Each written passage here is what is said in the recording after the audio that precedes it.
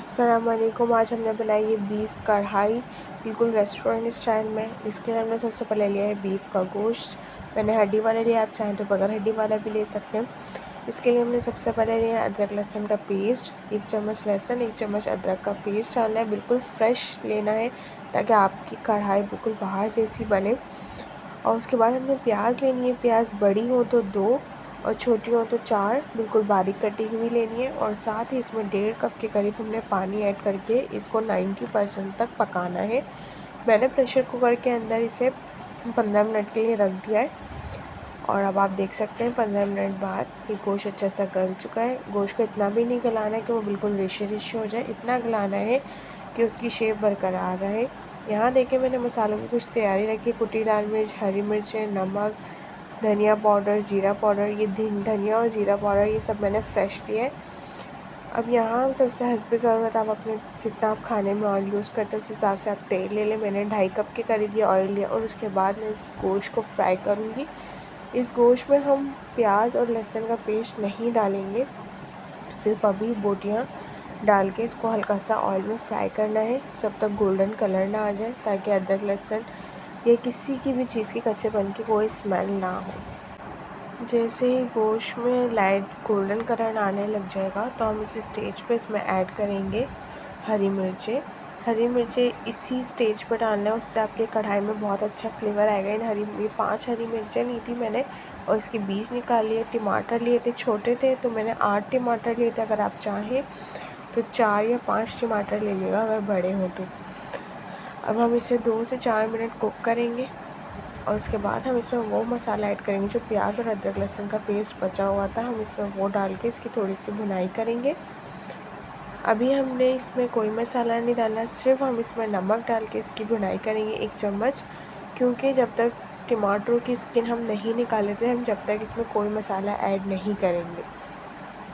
और याद रखिएगा इस कढ़ाई में आप गरम मसाला यूज़ नहीं कीजिएगा, क्योंकि कढ़ाई में गरम मसाला ऐड करने से कढ़ाई का कलर थोड़ा ख़राब हो जाता है। बाहर की कढ़ाइयों में अमूमन गरम मसाला यूज़ नहीं होता। सिर्फ हम इसमें 1 टीस्पून नमक डाल देंगे और नमक डाल के इसको थोड़ा पकाएंगे। तकरीबन 5 मिनट तक हम इसे ढक के रख के पकाएंगे ताकि स्किन इसके अच्छे से ऊपर आ जाए। अब हम इसे ढक के रख रहे हैं 5 मिनट के लिए। और 5 मिनट बाद ये देखें टमाटर अच्छे से नरम हो चुके हैं और इसकी स्किन ऊपर आ चुकी है। अब हम इसकी स्किन निकाल लेंगे अच्छे तरीके से। आप स्किन निकालने के बाद इसे अच्छे से मैश करना है। हरी मिर्चों के मैंने बीज निकाल लिए थे और ताकि इसका अच्छा सा फ्लेवर आए और बहुत ज़्यादा स्पाइसी भी ना हो। और जो टमाटर होते हैं जो हम उसके ऊपर से जो काटते हैं वो लाजमी काट लीजिएगा, गोल गोल से जो होता है हम जो निकालते हैं, क्योंकि अगर आप वो नहीं निकालेंगे तो स्किन निकालने में आपको बहुत ज़्यादा मसला होगा, क्योंकि वो जॉइंट होता है उस जगह से, फिर स्किन अच्छे से नहीं निकल पाती। अब यहाँ देखिए बहुत आराम से हमने इसकी सारी स्किन टमाटरों की निकाल लिया। अब हम इसमें ऐड करेंगे 2 टीस्पून ज़ीरा पाउडर, 2 टीस्पून धनिया पाउडर। ये सब मैंने फ्रेश भून के कूट के डाला है। 1 चम्मच मैंने इसमें कुटी हुई लाल मिर्चों का डाला था। और एक मसाला हम इसमें लास्ट में डालेंगे। अब इसकी हमने अच्छी सी बुनाई करनी है।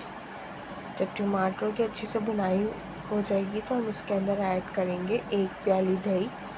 1 प्याले आपने बिल्कुल फेंट के दही ऐड करना है।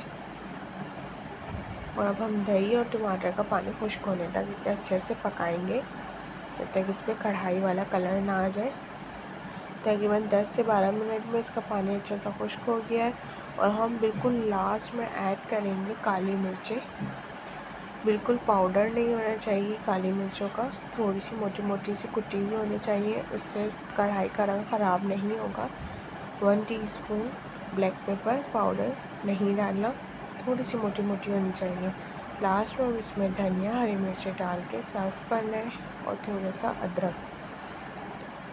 जब कढ़ाई बिल्कुल पक जाएगी तो हम इसके अंदर कोयले का धुआं लगाएंगे। 2 से 3 कतरे इसमें ऑयल डालना है और 10 से 15 मिनट के लिए छोड़ देना। मज़ेदार कढ़ाई तैयार। वीडियो अच्छी लगी तो लाइक करें।